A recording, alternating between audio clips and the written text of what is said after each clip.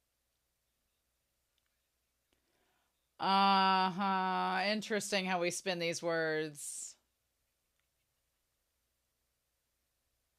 I just want to have a PA system. Stop slattering me. Mm. Oh my God. Oh, bitch. Oh, bitch. Oh, bitch. What? What?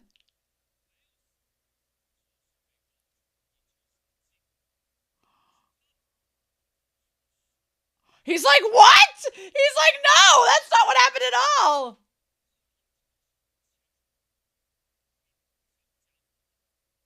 Uh-huh. He's like, what are you talking about, bitch?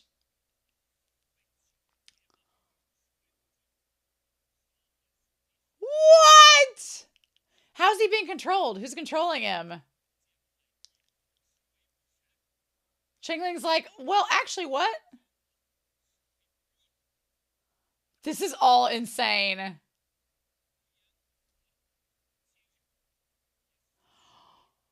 What? Oh my God! He came here just to do that? But who? Oh, bitch.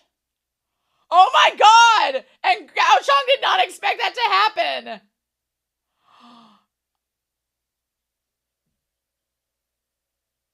Oh my God.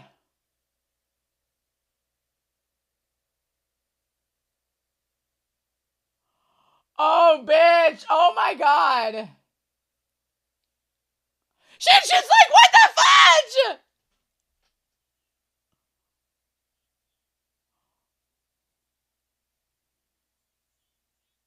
Right?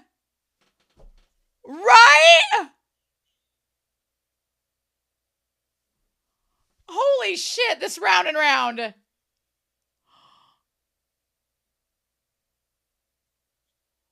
Uh-huh. Okay.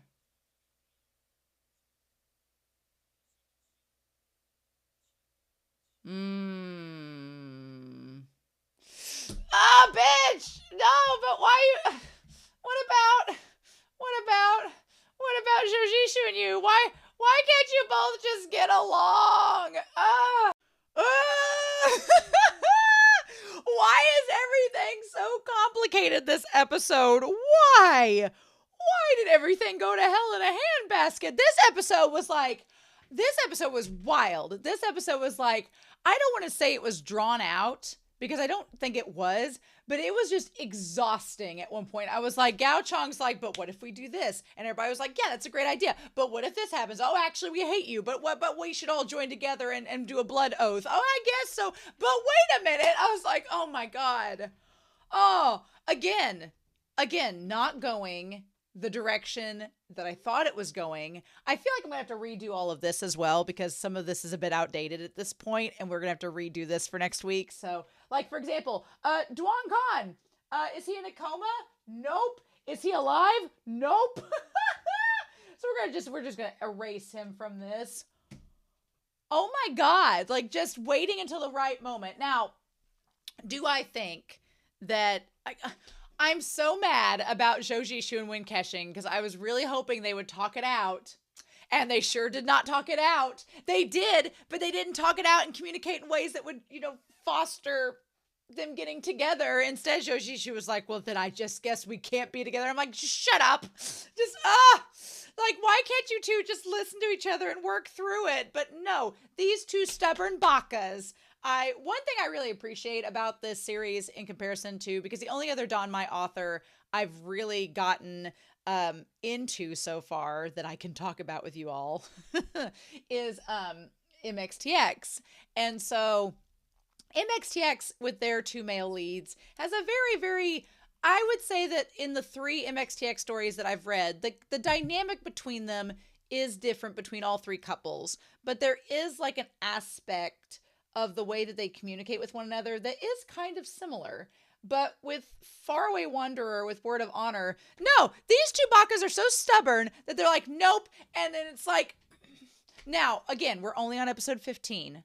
So I do get encouraged that they will have to talk to one another to work through this. But I do appreciate the difference. Whereas, as opposed to MXTX's writing, with Zhou Zishu and Wen Kexing, when they get mad at each other and stubborn, they're like, fine, then I'll just walk away and we won't talk about it right now. Well, fine. And it's like, you know, you bitches are going to come back to see each other and you're going to keep talking to each other. But I'm like, we'll get into it this episode. But Zhou Zishu kind of made me mad this episode. And I was like, and Wen Kexing did as well.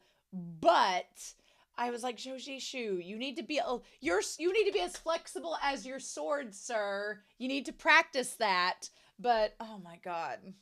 Well, foreshadowing at the start of this of Zhao Lian, who looks beautiful in that light blue, saying that, you know, my dad's going to announce my marriage to Changling. She's like, you know, will you blame me if you wake up one day and I'm married to him? And it's like, well, I don't think he's going to blame you, girl, but it's not the reaction that you want. So we need to break down what was happening, plans versus how those plans have changed. Because when Guzhong, we backtracked to Guzhong going to Zhao Lian, which is what they said last episode.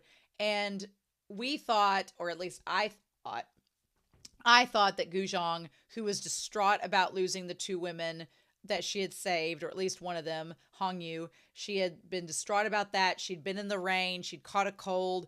I thought she was sick and that Zhao Lian was watching her in the hospital and Cao Weining was headed that way to see her, which we get all caught up with that. But that was not actually what ended up happening. Part of this was the plan. So I find it interesting that you have two sides of the room. You have that acupuncture, you know, you have that one model of the body showing where the acupuncture needles could all go to control meridians and things. I wonder if that's a veiled reference to the changing ghost controlling Dong Quan by using those meridians.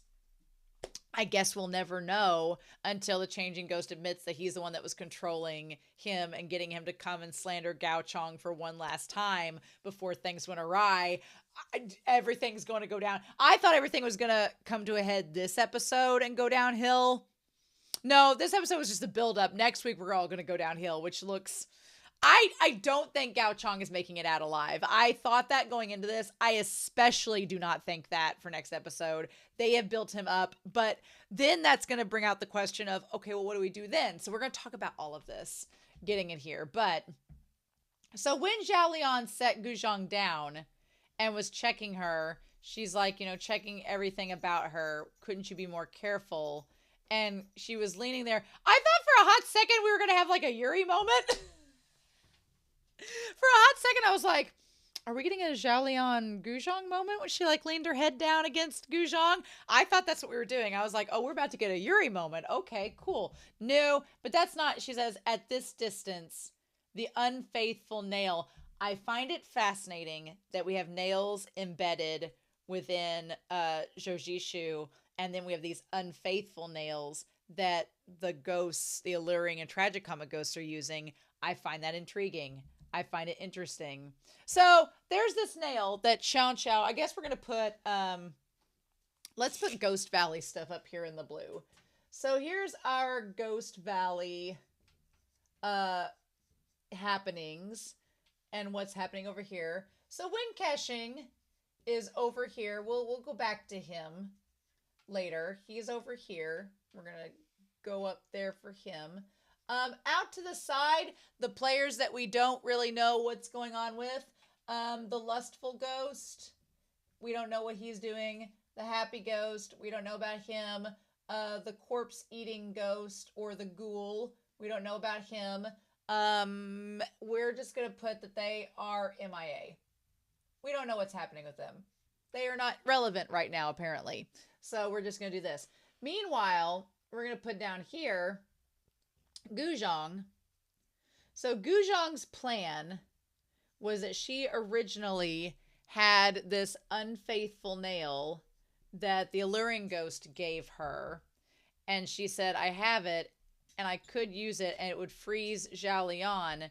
And her thing was that she was going to freeze Zhao Lian and take her with her and change her out for the tragicomic ghost, which is wild to me. She's like, I have to freeze her in one move. Don't panic. And then I'll have a chance to exchange her for Aunt Lo. So she was going to trade places with Zhao Lian for the Tragicoma ghost. That was the original plan. Which, okay, sure. I mean, she wasn't going to kill her. She was just going to trade her so that they could break the Tragicoma ghost out, body swap, and nobody would know the difference. And Liu knows about the ways to change people's makeup, so I guess they were going to just swap that out and it was going to be fine. I guess we were going to plan that out. But as fate would have it, that's when Zhao Weining shows up. Now, I feel so bad for Zhao Weining. He's the biggest puppy dog. I was rooting for him so much in this episode. He comes to her and is like, I brought you some snacks and I'm here to watch over you. And she's like, son of a bitch, I'm trying to do secret Ghost Valley things and you're in my way, but you're so damn cute. Why? So I'm going to put Zhao Weining over here. That Zhao Weining, he is best boy, such best boy in this. Also, we find out that the Gentle Wind sect are rivals with the Ghost Valley and have a thing about, Montagues and Capulets. I mean, if we don't have a Romeo and Juliet scenario there, I don't know what else we have. Of course we don't. I'm like, hopefully it ends better than Romeo and Juliet between the two of these individuals. But I was like, aw. And of course, you know, I felt bad for Zhao Weining at first because he was getting just completely thrown away from her, being like, you're in my way. What are you doing? But he ends up being not only fine with it, but I think, you know, she's going to owe him big time after this episode. And it's like, okay, how are we going to match up to that? I do find it very curious that we kind of see parallels between Zhao Weining and Gao Chong and Zhou Zishu and Wen Kexing. And so in this episode, the two of them were kind of at odds with each other. But by the end of the episode, Gao Chong is saved by Zhao Weining. So I'm curious if by next week we're going to get a similar situation with Zhou Zishu and Wen Kexing. I would like them to be able to make up. I don't like them fighting. I don't like them not getting along. It makes me mad. I want them to be together forever. And this show is like, nope, Angsttown for now. You're not even halfway through the series, dear. And I'm like, so this big ass gathering, there was a lot going on. So they're like, okay, if Mount Tai has any demands, we'll spare no effort to comply, even at the expense of our own lives. And so then old Huang He here is like, well, our only request is for you to punish the murderer immediately. And they believe that it's Shin Shin. So there's a lot going on in all of this. And so we're going to put the main Five Lakes Alliance stuff in blue. Over here that we have the Five Lakes Alliance with Gao Chong versus the world, basically, was this episode. Which, bless. So yeah, so they're trying to figure out what to do about Shin Shin. And they're like, well, of course, as long as everyone works together, we'll catch the demon of the Ghost Valley. Because clearly they want to blame the Ghost Valley on all of this to comfort the spirit of Ao Laizi. So they say, well, it's Shin Shin that caused the death, not the Ghost Valley. So Gao Chong is trying to blame all of this on the Ghost Valley. So we're going to blame the Ghost Valley. And I'm surprised he didn't get into more detail about using Ye Bai Yi to stop them. Because he brings up the token of honor. And for Ye Bai Yi to assist in their destruction. Gao Chong seems to have a pretty straightforward thing. He's like, look, I gathered you all here today to not only tell you about my son-in-law that's going to join the family, yay for me, but also to be like, hey, let's all rally up against the Ghost Valley. And of course, because it's a group of people with different ideologies, things won't be that easy. But he's like, well, did you see Shin? And here's the thing. Wen Kexing hates Gao Chong for reasons that we all as the audience don't quite understand yet. And at first, I kind of got where Wen Kexing was coming from. I was like, yeah, he seems like he's not very trustworthy, but he hates Gao Chong. And he wants Gao Chong to basically end up being killed by this affair, which of course Zhou Zishu is going to have issues with, and he's going to talk about those issues in a little bit. But at first I was like, no, I get where you're coming from when Keshing, and I still kind of do.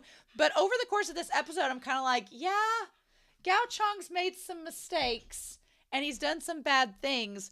But I do genuinely think at this point in the episode that he's very serious about all of this, and he's come to terms and he's trying to repent and atone, and things just aren't allowing him to do so. Now, do I think it's right that he should be blaming the Ghost Valley when we know it's really the changing ghost involved in all this? Right. But the thing is, when Keshing knows that the changing ghost is the one that's betrayed them at this point, so why doesn't he tell Zhou Zishu? Well, there's probably a reason behind it, and Zhou Zishu's not being patient. So I do think Gao Chong brings up a really good point of, did you see it with your own eyes?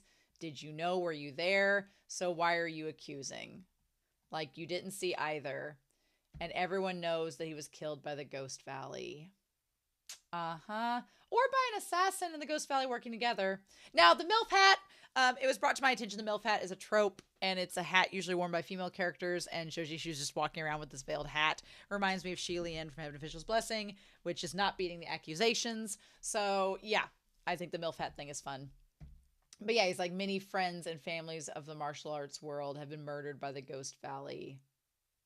And he's like, everyone, you must remember, don't fall for the instigation of others and do not panic, or else you'll step right into the trap of evildoers. That's so ironic that he says that in this. And it's like, well, you know. So then Huang's brought up again, saying, what say you in all this? And of course, Huang's like, well, I don't like you at all. And this whole thing is gathered to like pit everybody against you. So of course. And so then the Gentle Wind sect, they kind of say the most important thing right now is to crusade against the Ghost Valley culprit. So they have beef against the Ghost Valley. The lost glaze armor that Al-Lizi has fallen in the hands of the murderer from the Ghost Valley. But here's the thing. It hasn't. They have the armor from Al-Lizi with the Ghost Valley. So that adds a layer of mistrust in all of this, because people have different stories and they don't know exactly who to believe. So it's like, well, and the thing is, Gao Chong doesn't immediately correct it, which just makes him look more suspicious later. So, you know, they don't immediately talk about the fact that the Five Lakes Alliance have 3 of the 5 pieces back. So that will make them seem less trustworthy later on. And of course, meanwhile, when Keshing is over there fanning himself, being like, you know, Gao has impressive eloquence. And so he credits that fan, yeah. Now, at this moment, Zhou Zishu is looking around trying to figure out what's going on. I love when Huang does the clap. It sounds like he's going to start a song or a conga line. But he's like, now hold on just a hot second. He's like, Supreme Leader Gao, you know, a few days ago at the hall, you promised, if you recall, to explain everything with the glazed armor. So we're here. We're all gathered. You going to talk about it now like you said you were going to? When do you plan to tell us the truth? And he's like, well, actually, I already had plans. So yeah. So he's like, do you want to know its whereabouts? And they're, of course, like, well, duh. That's why we're all gathered here. And he's like, yes. What if I do? So we get into this. He's like, we all deserve the right to know what's going on and to know the truth. And everybody's like, yes. That's the reason why we all came here today. You owe us an explanation. And then all these other gangs start coming in and talking about what they lost. You know, isn't that reason enough for him to tell the truth? Then we see this assassin, pretty or not, run away. Why? We just got a taste of the assassins being there. So I'm like, come on now. So meanwhile, we have the assassins over here. And we have Pretty or Hot. She's meeting up with the changing ghost. So that pretty much confirms that they're in an alliance together. So they're in an alliance over here together, waiting for things to go down, and that ring of light is blocking it, so you can't see it very well. But yeah, they're over here in an alliance, Changing Ghost and the Assassins. surprising no one. Oh, we'll also talk about, we might as well bring up the fact that the Scorpion King has a adopted father, which we're going to get into for a hot second, that I'm like, is it Prince June? Is it Prince Jin? Is it Yay Bai? That's his, what is this? We're going to go here in a second and see if we can make out what we see. But I love that she is wearing the same mustache that Zhou Zishu almost wore. And he like turns around to her and he's like, oh yeah, Winkeshi was probably right. I probably shouldn't have wore that. She's like, don't make fun of my mustache, bitch. She's like, just going to slaughter anybody that tries to do it. And yeah, he's like, why are you here? My thing is that she just disappears. And so he goes off to tell Winkeshi, like, but again, I want to see, did he tell Winkeshi about the assassins? He did, but Winkeshi didn't seem that concerned about it.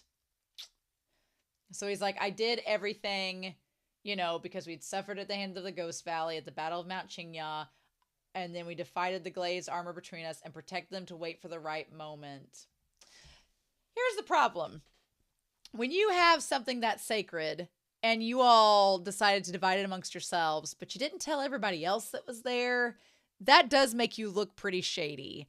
And it does make it look like you were hiding things from everybody, even if it was under the best intent. So I can understand why everybody there is like, wait a minute, you mean for 20 years you've hidden this armor from us and didn't say anything, and now you've gathered us all here and it's coming out of the woodwork? What? Like, I could see why that drama would get everybody worked up, because they're like, well, who gave you? I like that the one groups are like, well, why did you guys get to have it? We were all there too. Why did you five decide to split it up? As if you had no other choice. The one thing I don't like about Feng Zhaofeng is they give him a very stereotypical, like, gremlin-y voice, which I'm like, it's fine, but it feels very kind of stereotypical for a little person. Like, I have to talk like this. And it's kind of comical. I kind of wish they would have gave him like a deep, resounding voice. I think that would have been kind of more off-putting and different and interesting than just making him. It makes him sound almost comical, which kind of takes away from the intimidation factor, even though he's sitting on the shoulder of a giant with two giant maces. So I don't know. It just feels a little stereotypical, but what can we do? Right? What can we do? So yeah, and then Gao Chi's like, well, why did you keep us in the dark? What right did you have? Every one of us contributed. And so yeah, they're like, why did you keep it all in secret? And so then, of course, everyone says, well, then you should give us the glazed armor back and we should redistribute it at once. And Gao Chong's like, you know what? The glazed armor almost caused a catastrophe 20 years ago. We were doing what we thought was right on behalf of everybody. And of course, everybody's like, well, who gave you the right? Who put you in charge? And he's like, well, somebody's spreading fake pieces all across, the countryside. Maybe we should focus on that instead. And so then they call him a hypocrite and all this. Aside from those who are very familiar with the glazed armor, why are all of your words slanderous against Supreme Leader Gao? What's going on? What's your purpose? They all just squabble for a while. I like that Feng Zhaofeng is just like showing he's going to fire stuff at people, And Gao Chong's like, if you spread any more rumors, I'm going to kick you. Like, they're so, like, they spare no expense to just slander Feng Zhaofeng. Like, just saying, like, they drop the F-bomb around him instantly. Meanwhile, I like Winkeshi sitting here drinking out his flask. And then he looks over and Zhou Zishu's like, you, down here, we need to talk. Which, I'm glad that despite Zhou Zishu walking away from Winkeshi last episode, like, these two bitches, they are such divas. They get mad. They're like, well, I'm not talking to you anymore. And then 2 seconds later, they're like, hey, I need to talk to you. Just make out and get over with it. Just get a room. He's like, come the hell down. And when Keshing's like, oh, come the hell down. Oh, that didn't take you long. Bitch. He's like, oh, well, just tell me to come down. You don't need to be so rude. Do you think I dare to disobey your word? Which is ironic given where we end up at the end of this episode. So he comes down in all his glorious robes. I like the tiger stripe robes. I like the robes and everything. It looks great. And he's like, here, have some booze. And Zhou Zishu's like, now is not the time to get crunk, sir. Where'd you run off to? I saw a pretty arhat just now. If the venomous scorpions get in on this mess, there will be nothing good to come of it. Now, he says, well, things will be bad no matter whether the scorpions are involved or not. Here's the thing. Wen Keshing knows at this point that the assassins... Wen Keshing had a suspicion that somebody was working with the changing ghost and thought it would be the assassins, and now Zhou Zishu's words kind of confirm it for him. The one thing that sucks for both of them is that they're not fully transparent with each other, even though they both claim to be. They're not being fully transparent or fully open with one another. In Wen Keshing's case, he knows about the changing ghost with the assassins, but he is choosing to not tell Zhou Zishu that he knows that, which is frustrating. I'm like, you should let him know. But Wen Keshing clearly has like some kind of plan going on. But he's like, as long as the fire doesn't reach Changling, what does it matter to us? Now, here's the thing. Wen Keshing's like, look, you're only here because of Changling, right? That's what you said, right? So I'm holding you to it. As long as Changling's okay, what does it matter? But then Changling ends up there at the Heroes Conference, so it kind of does matter what ends up coming about it. And Zhou Zishu is like, look, I know I said that, but thinking about how they abducted Changeling, things are strange. And he's like, well, wasn't it for the glazed armor? He's like, just relax and watch the show. My thing against Wen Keshing in this moment is like, Wen Keshing, remember back when in episode 9, you told Zhou Zishu to sit back and watch the show and he got pissed at you? Remember when that happened and it broke your heart? Why do you think this would be any different? Why do you think telling him to sit back and watch the show would elicit any different a response when you know he doesn't like doing that? Like, what are you doing, sir? You're being a masochist. He's like, the big show, Supreme Leader Gao fighting the heroes with his words has a shocking twist ahead. So Wen Keshing clearly believes that something's going to happen that's going to like make things go awry. He'll feast on his guests and his podium will crumble. I mean, I feel like Wen Keshing has a very, very, very clear disdain for Gao Chong and thinks that he's a lot maybe more menacing than we, the audience, do at this point. But I don't know. And Zhou Zishu's like, you really hate this man. But why? Why are you so against him? And he's like, all of these groups are together. The fight for the glazed armor, the shadow of the venomous scorpions has always been there. What role do they play in all this? I feel like Wen Keshing is trying to leave it in some way for Zhou Zishu to figure it out. Wen Keshing's like, it's not my place to tell you all the secrets because I don't know if you would understand. But he's letting Zhou Zishu figure it out on his own. And I feel like Zhou Zishu is always on the verge of figuring it out, but then he gets sidetracked or he hits a wall and he doesn't push back from it. Meanwhile, speaking of venomous scorpions, we're at this place with all the gold and everything, which makes me think it's Prince Jin's place. That's Prince Jin. That clearly is. Yeah, that's not Ye Bai Yi. That's Prince Jin. So Prince Jin, as his adopted father, what? Once the limit's determined, a stable pursuit can be chased. And tranquility can be obtained. Okay. And then he says, Father, everything you planned has been arranged, which is adopted father. So, okay. It's your, I feel like that is Prince Jin. It's your turn to make an appearance now and time to end it. So, okay. Prince Jin, we're going to back up here. Prince Jin, if he's the one that was with the window of heaven, and I think it's Prince Jin, which is the one that had employed Zhou Zishu. So that connects Zhou Zishu to the Scorpion King, who knows about Wen Keshing, knows about Zhou Zishu. So they're planning to get involved in all of this. And I feel like that's going to make Zhou Zishu get even more involved if he finds out Prince Jin is working with this and you have Hong Ying involved in all that. Like, okay. But then if Prince Jin has a stake in Gao Chong falling, which is what seems to be the stake with the assassins, then that's gonna, it's gonna be a mess. It's gonna be a mess. It's gonna be a big old mess. And he's like, if my guess is correct, the Ghost Valley and the Venomous Scorpions have joined hands. And the incident of the theater corpses harbored the shadow of the Venomous Scorpion's assassin. Okay, so now here's the thing. Again, Zhou Zishu is on the right track. He's like, I think the Venomous Scorpions have teamed up with the Ghost Valley. The thing that he is not correct about is that it's not all of the Ghost Valley. It's just the Changing Ghost that have teamed up. The Changing Ghost is the only defector. And he doesn't know that Wen Keqing is the Ghost Chief. He still doesn't know that, which I have to keep reminding myself. He doesn't know about that. So it's like, ugh. So he doesn't believe... He doesn't realize that they are a little bit separated. And the strange drugmen driven by the evil spirits at the Zhao family coffin home also appeared in large numbers at the base of the Venomous Scorpions. Yeah. So he's trying to put two and two together, but Wen Keqing's not helping him in that regard. He says someone is manipulating the show from behind the scenes. Which...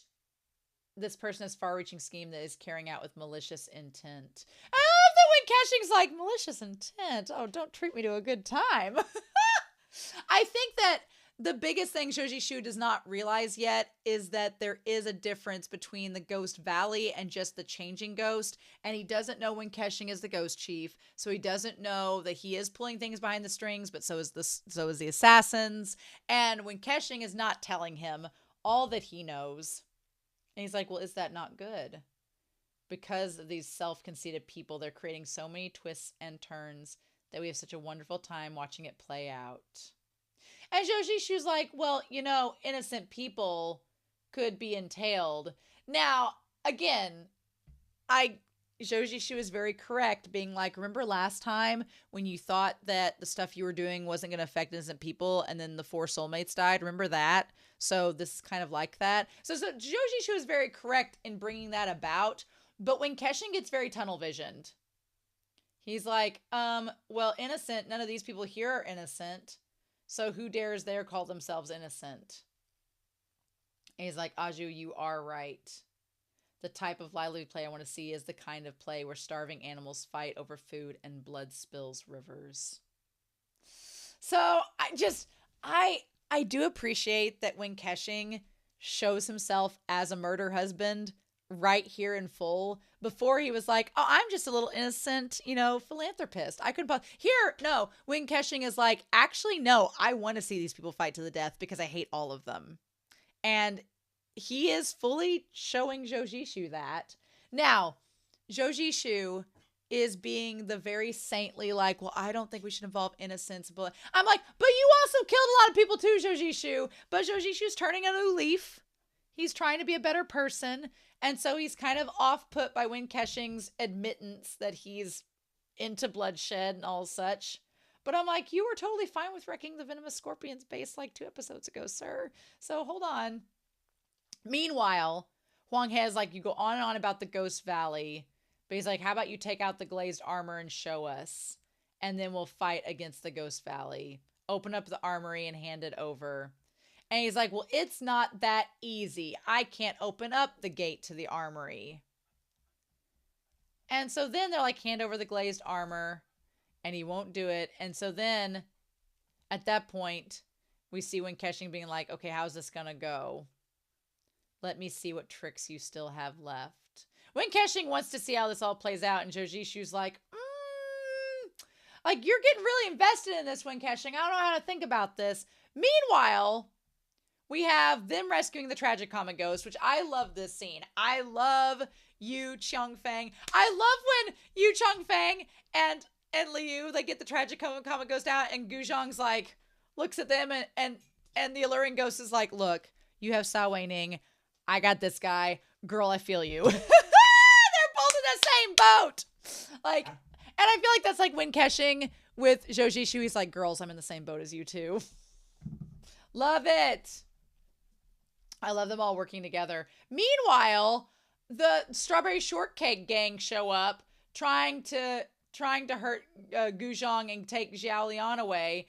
And Sao Wei-ning showing up and showing out and proving that he can fight is so good. I was like, oh my God. I worried that Sao Wei-ning was all talk and that he was just a sweet Labrador. But then he's like, actually, I'm part of the Gentle Wind sect for a reason, and they respect me for a reason. He can show up. I mean, granted, the older couple like took advantage of him, tried to get him, but go him. Go Sao Wei-ning fighting off, but he got hurt. He was fighting, but was hurt by the couple. And meanwhile, the strawberry shortcake couple took off with Zhao Lian. So they've taken her somewhere. Are they taking her to the Heroes Conference? Are they taking her away as a hostage? What are they doing with her? We don't know. But Sao Wei-ning, he basically saved Gu Zhong at the cost of himself. But then Gu Zhong used a life-saving medicine for him. If that's not romance, I don't know what is. I mean, at this point, they're like destined to be together. I'm like, no, they both like saved each other's lives. So I'm like, you know what? They're destined. I ship it so hard. I love it so much. But man, yeah, he took that head on. I don't want to owe my life to an idiot for no reason. Like, she's like, why did I have to choose you back then? I could have found some other way into the sect. So she basically admits that she likes him. I'm like, if anything good came out of this episode shipping wise, it is that the Gu Zhong and Sao Wei-ning ship is cemented to me. It is 100% cemented. I freaking love it. The alluring ghost bears witness. I just love it. But I just love Gu Zhong's face when she sees the alluring ghost like, oh, so this did work out. She's like, okay, glad we rescued her. Glad that's good to go. Although Zhao Lian's been kidnapped now and held hostage, at least she might not have to see her former flame's corpse at the Heroes Conference unless Strawberry Shortcake people show up and then she sees it, and then that will really suck. But we'll have to wait till next episode to see if that goes down. So meanwhile, this carriage and stuff shows up of the dragon pool. What? The dragon pool thing was insane. The dragon pool, which we're going to talk about, which is the dragon pool are the mechanics who helped to craft the armory. So we get some more lore. The mannequin leading the carriage was freaky, and I have a big fear of mascots, and puppets are not my friend. But that slow head turning mannequin and dummy was creepy. I didn't like that at all. Nope, didn't like that one bit. And then out of the carriage, has a ramp and everything, comes the young chairman who, here's the thing. When the chairman comes out, the actor playing the chairman of the Dragon Pool, the actor playing him, like, looked animatronic, looked like a corpse that was a puppet. And the way that they jerked their head and moved their head and just moved their eyes and was side-eyeing everything was terrifying. Now, is this a corpse controlled by the changing ghost, just like Duong Kong was? I don't know, but it was freaky. I was like, I mean, the actor deserves major props because they managed to make this character so creepy, the way its head just like bobbled back and forth. It was a bit disturbing. I was like, what is this? And I like that both Wen Keqing and Zhou Zishu are like, the fudge. I love the ramp. Get us an accessible carriage. Hell yes, ADA accessibility. If a Chinese fantasy from who knows how long ago can have an accessible carriage, come on, modern times, get with it. Like, why not? But the mechanics of this wheelchair are actually amazing. But yeah, so Long Zhao, young leader of the Dragon Pool cabinet, Long Zhao, like the way that their body and head bobbled and everything was pretty terrifying. It was unsettling. It just didn't feel natural. And they're like, oh, the carriage's mechanism. the legendary leader of the Dragon Pool Cabinet. The only person who could create such a brilliant mechanism would be him. I love it. I love this character so much. They're so interesting. Even the emperor showed respect to the Dragon Pool Cabinet. There were rumors 20 years ago in the martial arts world that Dragon Pool Cabinet can open the armory. But yeah, like I think the fact that also Long Zhao is like not even fully back in the chair. They're like fully upright, like sitting in front of the chair. It makes them look like they're a puppet. It made them look unnatural, which was kind of creepy. And they're like, open the armory. So they show up with Changling and Zhao. So apparently this kid is the Dragon Pool Cabinet's son. I love the little flame that's on top of their head, which is kind of cool. I don't know if that's a symbol or if that's a sign they're being controlled, but also their face is like powdered white, which makes them also look kind of ghostly. And this actor, his eye movement, his side eye, his sass, I was living, but I was convinced at first, and the reason I did like the WTF was I thought it was like a puppet too, and I was like, what the hell is this? But it ends up still being creepy. My thing is, he kind of like brings more slander to Gao Chong, so why did Zhao and Changling think that bringing him here was a good thing? Like, what was the original intent, right? And he is kind of mechanical in his movements. Like, I like also that he sets the brake on the wheelchair. That's a nice little touch. And if you watch when he walks away, he resets the brake so that he can leave. I thought that was really cool. But yeah, he's like, I suppose you all recognize him now. This is the master of mechanics. Long Zhao, the young master of the Dragon Pool Cabinet. He's like, I invited him here so he can tell everyone the whole story behind the armory. So apparently that's why Zhao and Changling brought him, was to explain the armory. The one thing I don't think Gao Chong sort of expected was that he was going to say he can't open it, and so it doesn't matter.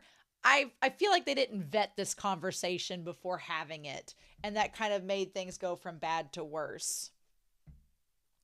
And so he's like, no one knows the story behind the armory better than my father Bon Zhuji Long Zhu. So Long Zhu instead of Long Zhao. The demon relied on clever means to steal countless secrets of martial arts of various sects. So they paint, what's interesting is that Rongzhan has been painted in many different ways.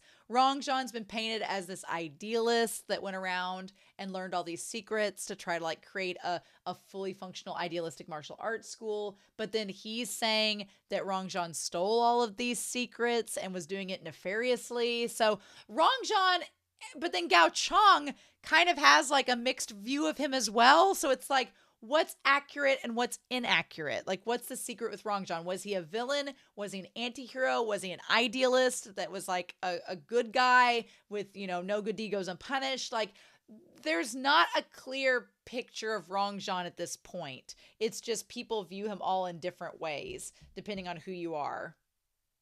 He knew he had committed many wrongdoings, and so for fear that others would steal from him, he deceived my father and tricked him into designing the world's armory for him. So, which I'm like, how did he trick your dad into creating a whole armory? Interesting.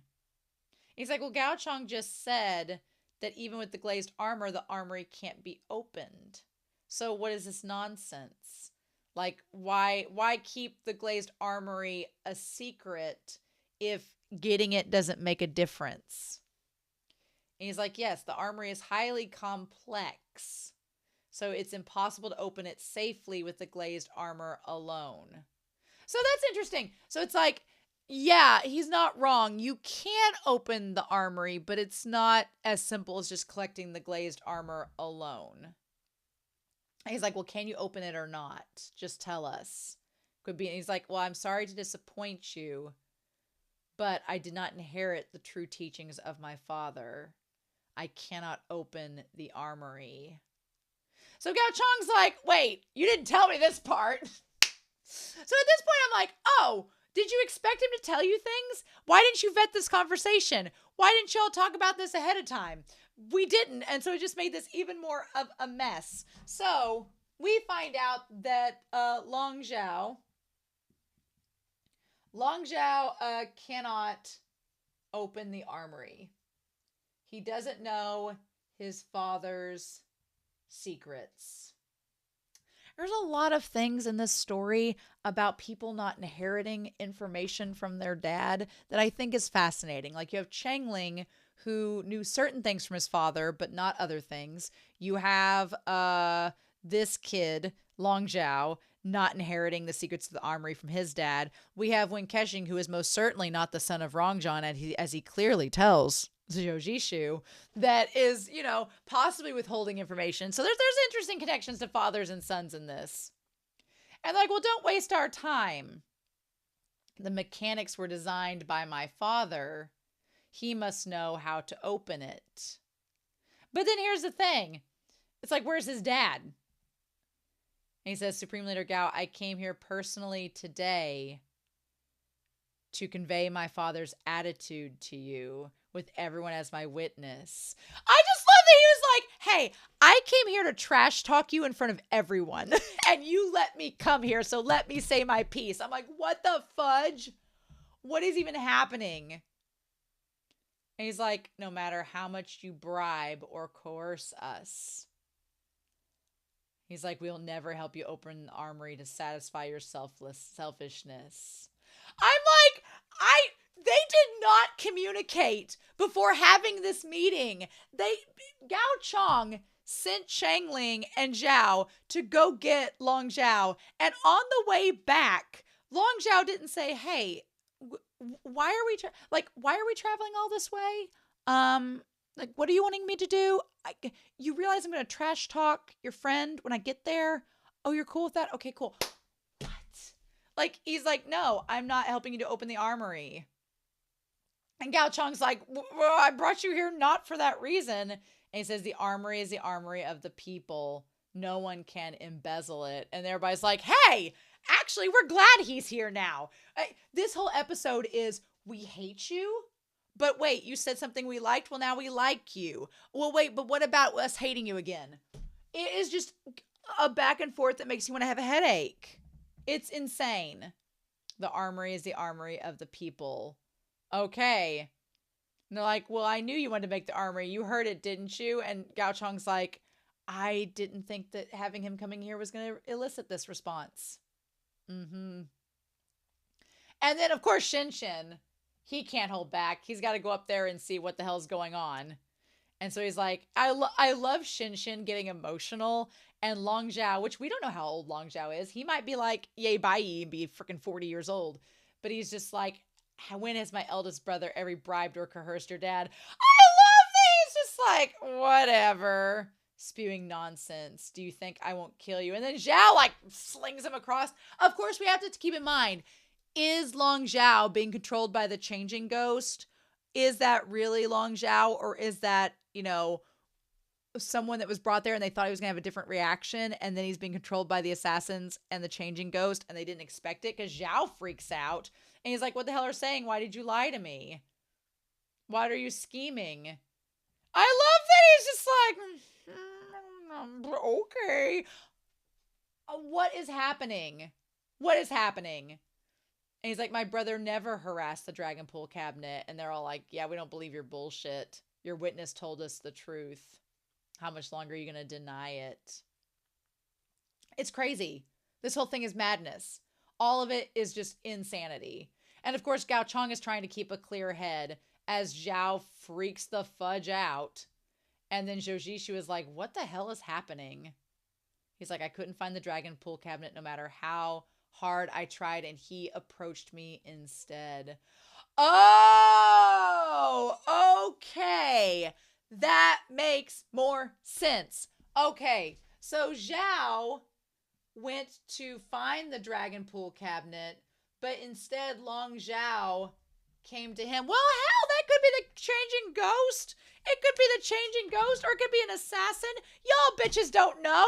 You mean Zhao just found this guy on the side of the road and was like, you'll do? Well, no wonder. That makes sense. He said he would testify for me, and then he lied. And it was all bullshit. So then Zhou Zishu's like, this is weird. how did a weak and stupid fool become one of the 5 Lakes Alliance? And when Keshing's like, well, Shinshin's not an idiot. Your apprentices Great Dad and Tai and Liu Taizhong are not much better. He's like, they're all kind of more. Basically, when Keshing's like, they're all kind of morons. Like, let's be real. And he's like, why do you hold such extreme views? And now I do appreciate that Zhou Zishu is like, you know, calm down. Why are you so mad at them? Don't let hatred blind your eyes and affect your judgment. He's like, can't you see it with your talent? Like, I love that Zhou Zishu's like, you're better than this, Wen Keshing. He's like, you should be able to see through this. Like, you're a better person. Like, don't let them blind you. Like, he's like, someone deliberately set him up. And then, of course, Wen Keshing's like, well, I know that. That's why I want to applaud him. So Wen Keshing's like, look, no, I know that Gao Chong's being set up, but I want him to be set up. I want him to have bad things happen to him. And Zhou Zishu's just like, but why? Why are you so adamant about this? Let's see how he'll turn the tide and respond to this scheme. So anyway, Gao Chong's like, all right, let's simmer down. Let's settle down. He's like, I will promise you, I don't hold the slightest selfish motive regarding the armory. And they tell him to hand it over. And he's like, you know, he's like, what did he say there? I want to go back to that and see.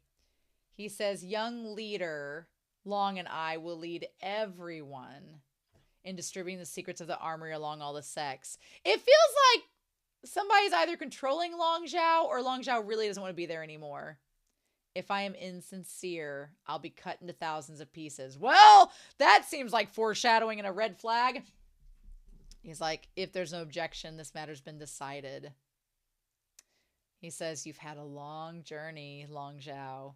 You can go rest now. And he's like, sure, thanks. That smile he gives as he backs away from the crowd, that smile that he gives as he goes away is terrifying. Is terrifying. I'm like, oh, I don't like it at all. No.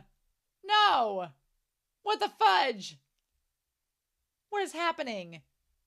So yeah. So anyway, Changling, he's like, you know what? He's like, it's fine. We got this. While I'm here, I'm gonna smooth things over while I'm here. And you know, I know we just found some bombshells out that nobody's happy about, but hey, here's my new son-in-law. So then, of course, he's like, hey, let's forget about all that, and I'm going to tell you that I'm going to take Changling in as my son-in-law. Everything's fine, right? But he not only says that, and he's like, he's the last descendant of the Mirror Sect. I mean, Wen Keshing and Zhou Zishu have thought this would happen. He's like, I've decided that to betroth my daughter to him. And in the future, he'll be my son-in-law, and together with my beloved daughter, they will lead Mirror Lake Sect and Yu Yang Sect. And Changling is like, well, shit, this is happening. Okay, cool. Well, I guess he might end up with Zhao Lian because her crush is dead now, so he might have to end up with her. I don't know how that's going to work. And at first, everybody's like, cool. And Zhao Zishu's like, well, shit. And after that, I'll become a monk and walk my path with Buddha. This is the part that's interesting because I did not expect Gao Chong to do this. Gao Chong says he's going to become a monk and renounce his title and all else. So now it kind of makes sense. Like, that's the reason he kept Changling around, is that he wants to basically atone for his sins and become a monk and just live out the rest of his days as a beggar, which, here's the thing, Zhou Zishu kind of is doing the same thing, so Zhou Zishu would sympathize with him in this choice of atonement, and he can't get Wen Keshing to understand that. Because everybody's like, wait, what is happening? Why? What do you mean you're going to, like, walk the path of a Buddha? What are you doing? He's like, I'll no longer handle the matters of the mortal world again. And now Zhao seems like he expected this to be coming, and he's terrified about it, but Shin's like, don't become a monk. And he's like, no, I've already made my decision. You guys are fine. You don't need to stop me. They're all surprised by this. They did not see this coming. And Changling is like, what the fudge? And he's like, I like they all look at Changling like, how dare you force our leader to become a monk? Like, Changling did not have any say in this. And yeah. And so then they're like, wait a minute. And he's like, oh, really? Gao Chong dragged your apprentice down with him. Now, at this point, Zhou Zishu just felt an urge of sympathy, I feel, for Gao Chong, because you have Zhou Zishu, who was the leader of Window of Heaven, who made lots of boo-boos, lots of errors, killed innocent people, and he decided to repent for it by putting in the nails, basically becoming a homeless beggar and living out the rest of his days, you know, until he died, you know, atoning for his sins. Here you have Gao Chong, who's basically saying, I know I did bad things and made boo-boos. Now I'm going to become a monk and relinquish all of my worldly possessions and everything and live out the rest of my days powerless and let Changling take over. So there is a degree of sympathy that I'm sure that Zhou Zishu expresses.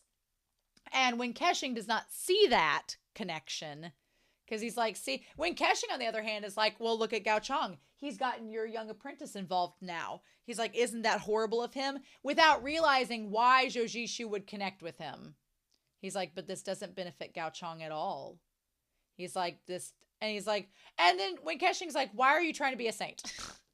Why do you insist on contradicting me? He's always pretended to be a paragon of virtue. He must be using Changling as a shield for some trick. And Zhou Zishu is like, he announced this in public. There is no return for him. Changling has already handed over the glazed armor. So what does he have to benefit? Like, at this point, when Keshing is like, he's like, this must be a trick. And Zhou Zishu is having sympathy because he's like, he knows what it feels like to announce something and then not be able to go back on it, because it's exactly what he did. Like, they both are, you get where both of them are coming from, but they are not properly communicating with one another, these things.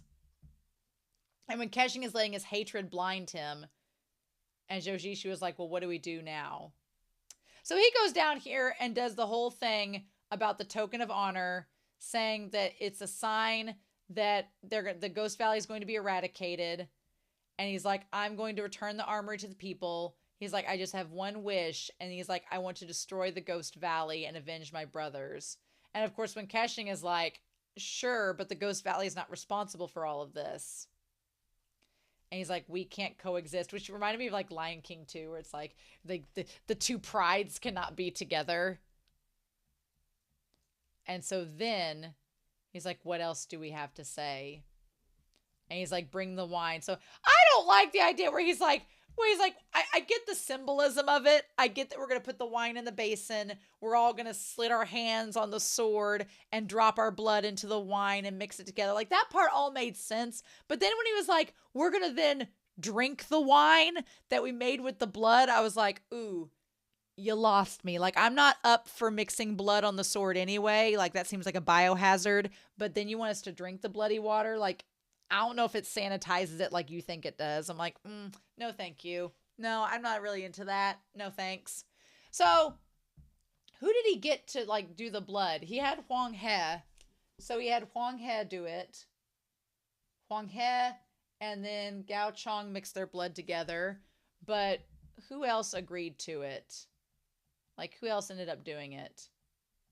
He mixed his blood. So then, okay, the Gentle Sword sect did, which is Cao Wei Ning's sect. They did. Yep. And who else shows up? What is that sect called? The Great Whale Gang. The Great Whale Gang is amazing. Love them. They end up joining as well. Okay. And then there were some other people that ended up doing it as well. Yep. So then everything's going well. People are joining the sect. Gao Chong seems like he's got everything all planned out. We're all going to mull things over. It's going to be fine. And then Feng Zhaofeng says, now, wait a minute. You said after the Ghost Valley is destroyed, you're going to open the armory.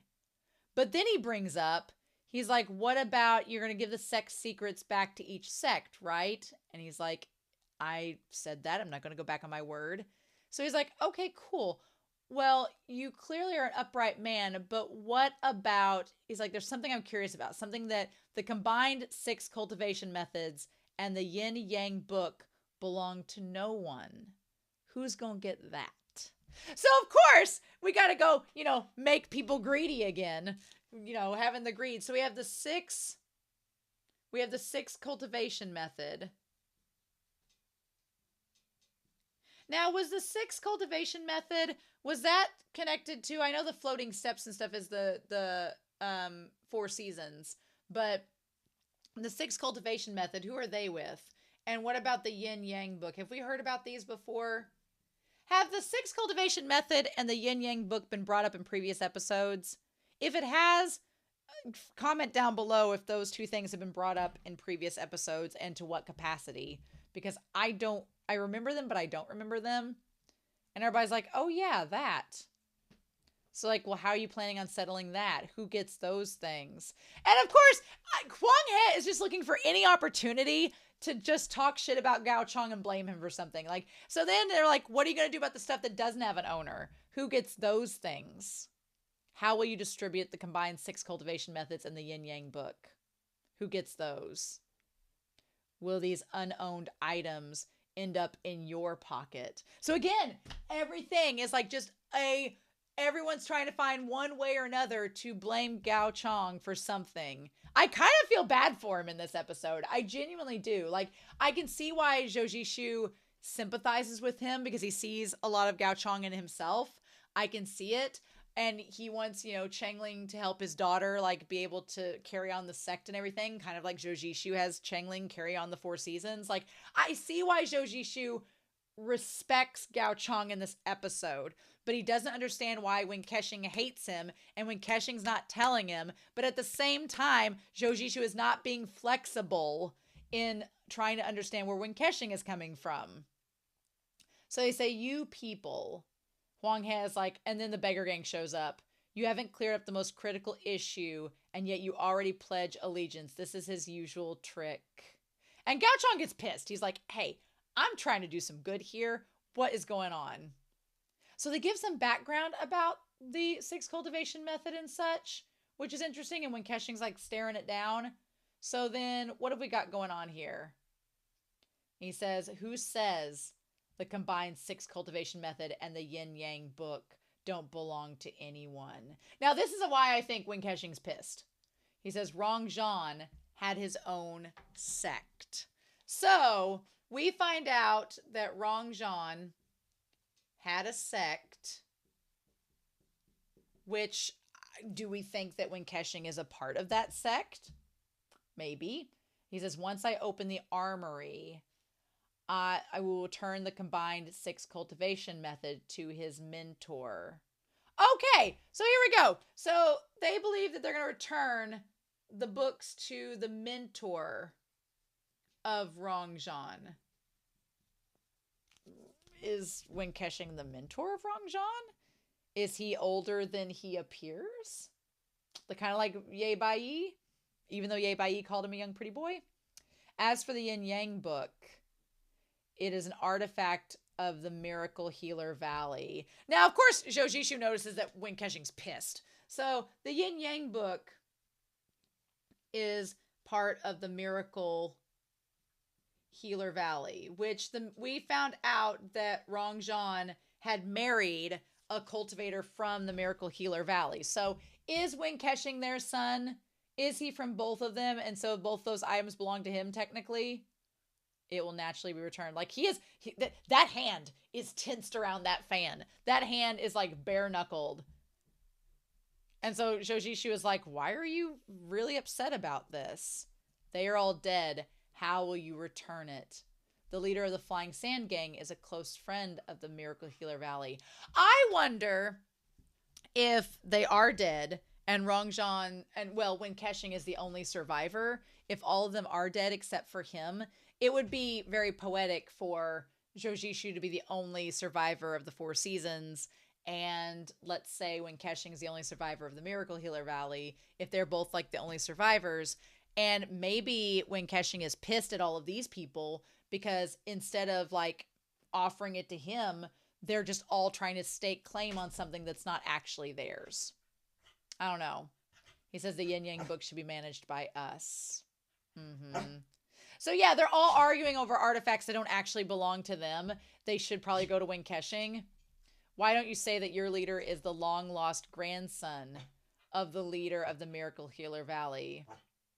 Is Wen Kexing the long-lost grandson of the leader of the Miracle Healer Valley? We don't know. In the Battle of Mount Qinghua, the 5 tigers broken knives clan suffered the war. So they're just arguing over who has stakes to these items, right? And of it should be based on merit and all of this. And I think that's why Wen Kexing's super pissed, because he's like, none of you all have merit or deserve any of these things, right? Again, they save all the F words for Feng Xiaofeng. So everybody's starting to squabble over who deserves it the most, and Gao Chong's like, well, I don't know what we should do about this. The strategy of besieging was a bunch of robbers are just idiots. So yeah, Wen Kexing's getting super, super pissed about all of this and just wants them to kill each other so he can just go in and take it back, right? Can you even read the book even if you get it? Because you're all illiterate. Everybody's throwing shade around like crazy, right? And so they're all just like throwing words back and forth. And meanwhile, they're like, the Yang Yang book should be ours. Yeah, and that fan is just, Wen Kexing's like, none of you deserve it. He's like, I'm the one from the Miracle Healer Valley, probably. And he's like, I want you to fight it out. Yeah, Wen Kexing just wants them to kill each other because he's like, none of you deserve it. And Zhou Zishu's like, hey, who are you exactly? I wish Wen Kexing would just tell him and us. I wish he would. I wish he would just tell us. I want to know so bad, but they're going to make us wait and find out later. He's like, they want to fight, but they won't dare to. They're cowards. I love Zhou Zishu finally just grabbing his hand. The skintimacy, y'all. The skintimacy. He's like, Lao Wen, do you hate the Five Lakes Alliance or the whole martial arts world? Are you still trying to trick me into thinking you aren't Rongzhan's son? And I don't blame Wen Kexing for getting a little irritated, being like, look, I'm not lying to you when I tell you you can believe me or not. He's like, but I have never lied to you. He's like, then why are you bothering with these ignorant humans? He's like, are they even human though? Which is funny because he's just like, we're ghosts. Are they any, which is funny because he's saying they're not human, but then are they any better than you since you say you're not human either? So like Wen Kexing is pissed. He's mad. He's irrationally upset. And he clearly, the difference between them and the Ghost Valley is one is blatantly evil and the other is wearing a cover of benevolence, justice, morality. He's like, they're no better than we are. Yep. He's like, they're just as much dogs as we are. He's just so pissed. And Zhou Zishu's like, okay, you're mad about this. All right. The thing that I get mad for Zhou Zishu is that I'm like, Zhou Zishu, instead of saying we walk different paths and we can't agree on these things, why don't you try to understand him and ask him more questions? But they're both so stubborn and they piss me off. And then they just go different directions. And I'm like, I want you two to like get along. And he's like, and I can't persuade you, so we'll each follow our own hearts and go separate ways. But why can't you follow your own hearts and work together? But why? Ugh. I don't think they're going to be separated the rest of this series, obviously. But again, why are they so mad? Why can't they just talk it out? Why? So then these two guys that are with the impermanence ghost, they've been mapping things out and they time it just right to wake him up. Zombified Dong Kyung. And he comes in there and gets them out. And then the changing ghost shows up with the assassin, rewarding the evil and punishing the good. Such is the impermanence of nature. He's like, is it my turn to make an appearance now? And the assassin's like, yep, the master's arrangement is making everything done in accordance. So yeah, he's going to show up, I'm sure, in the next episode. The question is, was he Long Zhao and now is meeting up with her, or what's the deal? So anyway, that's when he announces, no man is without cruelty. The idiot long-tongued ghost has destroyed the Mirror Lake sect for you. And now Wen Kexing's like, okay, now he's going to show himself. I feel like Wen Kexing's been waiting for the impermanence ghost to show up. But so anyway, the changing ghost makes all of these claims about what about him working with the Ghost Valley, which we know is not true. We know that's all a lie, but these people are just like, it's like blood in the water. And then the thing that I think is the worst is that I think Gao Chong did like Quan. I think Gao Chong did like Quan as his son-in-law and did value him and was going to have his daughter marry him because he really did love him. But then to have him, it's like such a betrayal to have the Changing Ghost, which I think the Changing Ghost is using Khan's corpse as a puppet, but having him announce to the entire Heroes Conference that Gao Chong is basically an asshole and a liar when Gao Chong's like, but I kind of wasn't this one time, and then kill himself in front of him. Like, what insanity, like crazy. He's like, I'm not dead, but then he kills himself. And I love that the assassin's just like, yeah, here we go. We're all starting this now. Like, insane. And Gao Chong is like freaking out. And did the assassins show up right about this time? And Shin's like, this is insane. And Zhao's freaking out. Gao Chong's about to go nuts. The assassin's like, here we go. Who controlled you into wanting to kill me? Ooh. Everything's about to go down.